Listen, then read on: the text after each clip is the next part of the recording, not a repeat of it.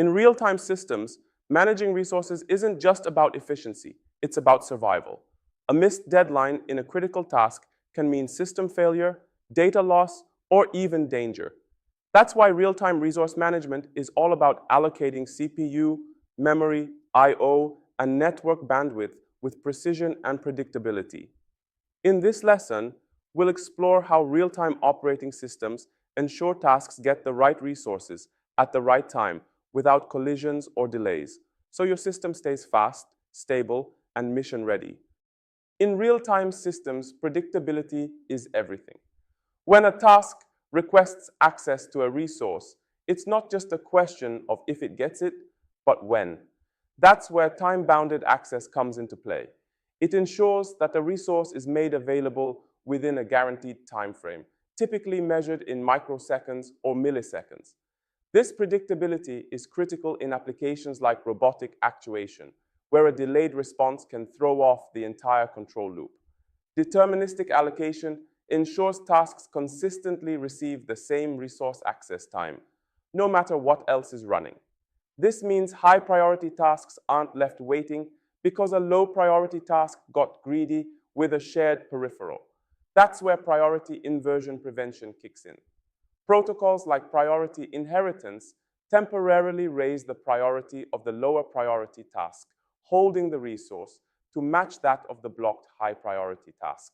Additionally, isolation guarantees, such as using memory protection units or hardware timers with dedicated interrupts, prevent tasks from interfering with each other's timing. This ensures real-time guarantees are upheld even in the face of system noise or workload fluctuations. For critical environments like aviation, medical systems, or power plants, these mechanisms are the difference between system integrity and catastrophic failure. In real-time operating systems, managing CPU access isn't about fairness. It's about guarantees. The most critical tasks must have access to CPU time precisely when needed. This is achieved through CPU bandwidth reservation, where the system allocates a guaranteed slice of processor time to specific tasks.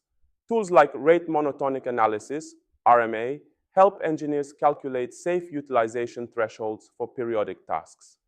If a task set stays within this bound, about 69.3% for RMA, then all tasks are guaranteed to meet their deadlines under rate monotonic scheduling.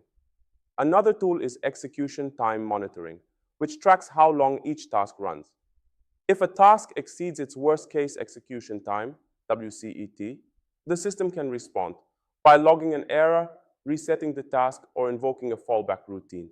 Server-based scheduling, such as constant bandwidth servers, CBS, allows systems to handle both periodic and aperiodic tasks without letting one starve the other. CBS maintains temporal isolation, so unpredictable tasks don't interfere with those that are time-critical. This careful CPU partitioning ensures consistent response times and maintains system determinism, especially important in mixed criticality systems like automotive ECUs or industrial PLCs. Real-time memory management prioritizes predictability over flexibility. Static memory allocation is preferred because it eliminates fragmentation and unpredictable allocation times, issues common with dynamic memory. Critical tasks allocate memory at boot and avoid runtime allocation entirely. Memory protection units, MPUs, enforce spatial isolation, ensuring one task doesn't overwrite another's data, which is crucial in safety-certified applications. Cache partitioning further isolates tasks, preventing cache eviction from degrading performance. This is especially useful when combining real-time and non-real-time tasks on the same system. I/O management requires bounded request processing times. Real-time drivers often use interrupt-driven routines with deterministic latency, and I/O scheduling is based on task priority. For instance, a medical sensor must be polled before a display update task.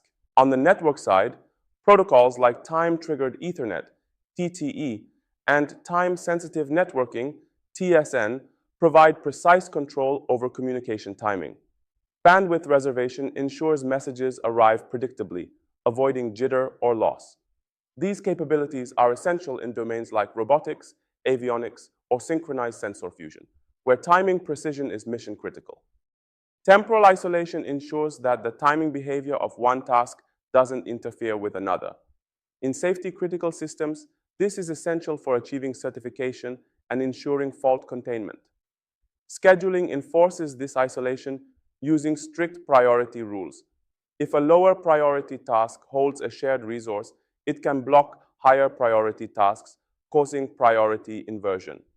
Techniques like priority inheritance, priority ceiling protocol, or stack resource policy are used to mitigate this. These methods temporarily adjust task priorities or manage locking in a way that avoids deadlock and ensures fair resource access. In multiprocessor systems, managing shared resources becomes even more complex. Solutions include partition scheduling, dedicating cores to tasks, or global scheduling with proper load balancing. The RINC 653 standard used in avionics defines temporal and spatial partitioning, allowing mixed criticality tasks to safely coexist. Hypervisors provide isolation by abstracting hardware and dedicating resources like memory and I/O channels to each virtualized task domain. This is especially valuable in consolidated platforms, where one board may run both safety-critical and general-purpose applications. Real-time systems in safety-critical industries must comply with stringent international standards. These standards define how resources must be managed, monitored, and documented to ensure predictable, safe operation.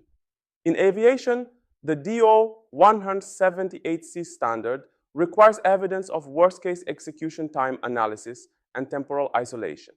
Each software component must demonstrate it won't overrun its timing budget or interfere with others. The ISO 2662 standard governs automotive systems, especially those with ASIL D, Automotive Safety Integrity Level D, the highest safety level. It mandates independence between components, including CPU time and memory access, ensuring a misbehaving module doesn't compromise safety-critical functions. For industrial systems, IEC 61508 applies, particularly in systems requiring SIL3 or SIL4 certification. It demands deterministic behavior even during overload conditions and requires mechanisms to monitor and log resource use to identify failure trends. Meeting these standards isn't just about compliance, it's about ensuring human safety.